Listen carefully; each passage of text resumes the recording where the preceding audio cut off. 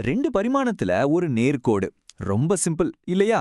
ஆனா இது முப்பரிமாணத்துல அதாவது 3D ஸ்பேஸ்ல மூணாவதா ஒரு அச்சு உள்ள வர்றப்போ ஒரு சாதாரண நேர்கோட்டை வரையறுக்கிறது எப்படி ஒரு சுவாரஸ்யமான புதிரா மாறுதுன்னு பார்க்கலாம். வாங்க இந்த 3D சேலஞ்ச ஒன்னா சேர்ந்து பார்ப்போம்.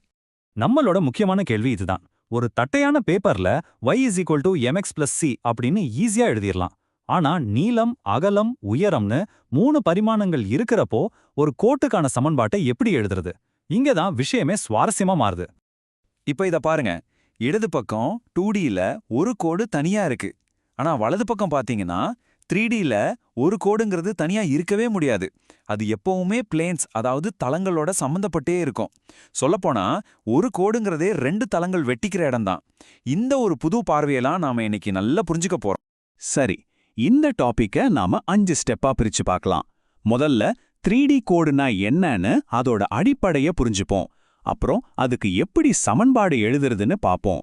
அடுத்து கோடுகளும் தளங்களும் சந்திக்கும் போது என்னாகும், 2 கோடுகளுக்குள்ள என்னென்ன உறவு இருக்கலாம், கடைசியா சந்திக்கவே சந்திக்காத 2 கோடுகளுக்கு நடுவுல இருக்கிற தூரத்தை எப்படி கண்டுபிடிக்கிறதுன்னு நாம பார்க்க போறோம். ஓகே, நம்ம முதல் படிக்குள்ள போலாம். முப்பரிமாணத்துல ஒரு கோட்டை பத்தி யோசிக்கணும்னா நம்மளோட பழைய 2D சிந்தனையை அப்படியே விட்டுட்டு ஒரு புது வழியில யோசிக்கணும். அது என்ன வழிங்கிறத இப்ப பார்க்கலாம். இதுதான் 3D நேர்கோட்டை பத்தின அடிப்படை உண்மை. ஒரு கோடுங்கிறது தானா உருவாகிறதில்ல. அது 2 முடிவில்லாத தளங்கள் ஒன்னை ஒன்னு வெட்டும்போது உருவாகிற ஒரு வெட்டுக்கோடு. இதுதான் நாம புரிஞ்சுக்க வேண்டிய முதல் ரொம்ப முக்கியமான விஷயம். இந்த ஐடியாவை புரிஞ்சுக்கிறதுக்கு ஒரு சூப்பரான வழி இருக்கு. நீங்க இப்ப இருக்கிற ரூமோட மூளைய ஒரு நிமிஷம் பாருங்க. தரை ஒரு தளம், பக்கத்துல இருக்கிற சுவர் இன்னொரு தளம். இந்த 2 சந்திக்கிற அந்த மடிப்பு இருக்கு இல்லையா, அதுதான் ஒரு பெர்ஃபெக்ட்டான முப்பரிமாண நேர்கோடு. அவ்வளவுதாங்க விஷயம். சரி, ரூமோட மூளையை கல்பனை பண்றது ஓகே. ஆனா இத கணக்குல எப்படி கொண்டு வர்றது? அதுக்கான செய்முறை தான், அதாவது ஒரு 3D கோட்டை துல்லியமா விவரிக்கிற சமச்சீர் வடிவம். அத பத்தி தான் இப்ப கத்துக்க போறோம். இந்த ஃபார்முலாவை பாருங்க.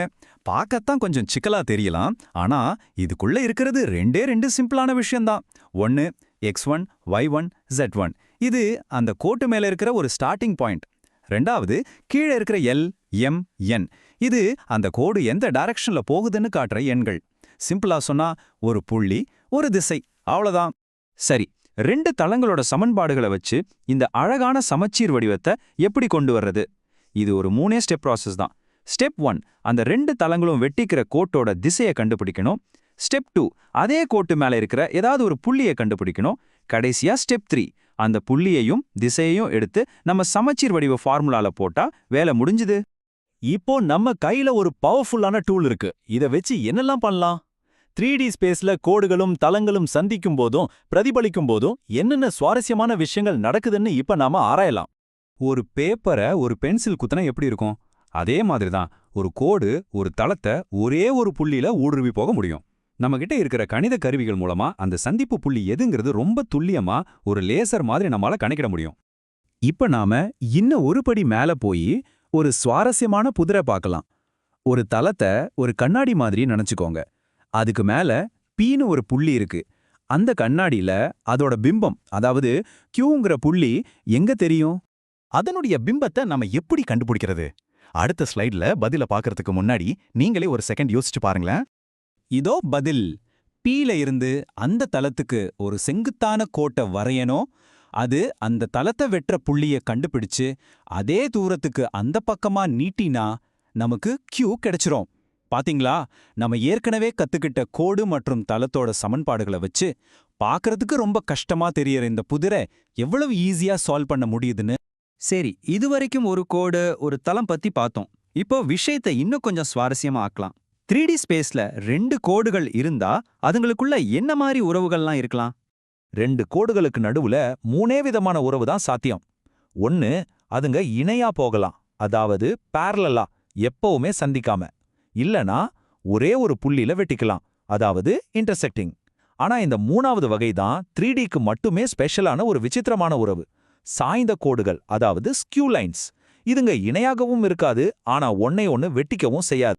யோசிச்சு பாருங்க, 2 கோடுகள் ஒண்ணுக்குன்னு இணையா இருந்தாலோ இல்ல வெட்டிக்கிட்டாலோ அது 2ஐயும் ஒரே தட்டையான தளத்துல நம்மால வைக்க முடியும்.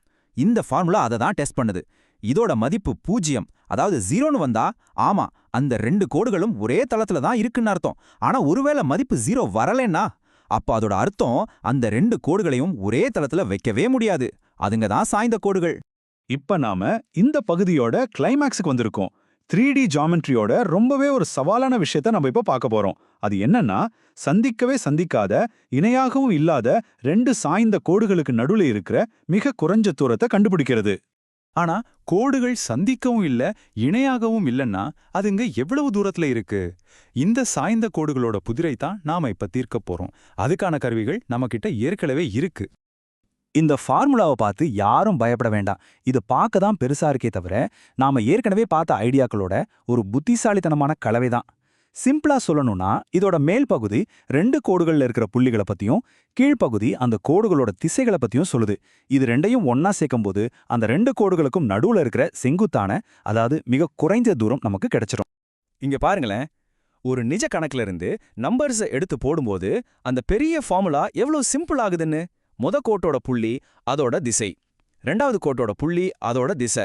நமக்கு தெரிஞ்ச இந்த மதிப்புகளை எடுத்து சரியான இடத்துல போட்டதும் இது ஒரு சாதாரண கணக்கு மாதிரி ஆகிடுது. சோ இந்த முழு பகுதியோட முக்கியமான டேக்கவே தான் ஒரு புள்ளி ஒரு திசை. இந்த 2 விஷயங்கள் இருந்தா போதும் இந்த பிரபஞ்சத்துல இருக்கிற எந்த ஒரு கோட்டையும் நம்மால வரையறுத்திட முடியும். நாம இன்னைக்கு கத்துக்கிட்டது வெறும் சமன்பாடுகள் மட்டும் இல்ல. இது பிரபஞ்சத்துல ஒரு பாதையை வரையறுக்கிறதுக்கான ஒரு மொழி. ஒரு புள்ளி ஒரு திசையை வச்சு நம்மால ஒரு விண்கலத்தோட பாதையை வரையறுக்க முடியும், ஒரு ஒளிக்கற்றையோட பயணத்தை கணக்கிட முடியும். அப்போ இப்ப நம்மால வெளியில ஒரு கோட்டை வரைய முடியுங்கிறப்போ அது நம்மள எங்கெல்லாம் கூட்டிட்டு போகும் யோசிச்சு பாருங்க.